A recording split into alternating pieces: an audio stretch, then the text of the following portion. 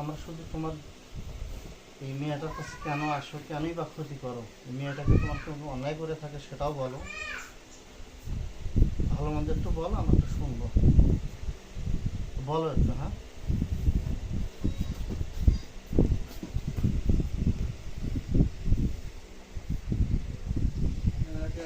কথা বলো। দেখো, আকস্মিক কথা না বলে আমি তোমাকে শাস্তি দেবো তখন। আমি চাই না তোমাকে আমি শাস্তি দিই, কথা বলবা না? হুম,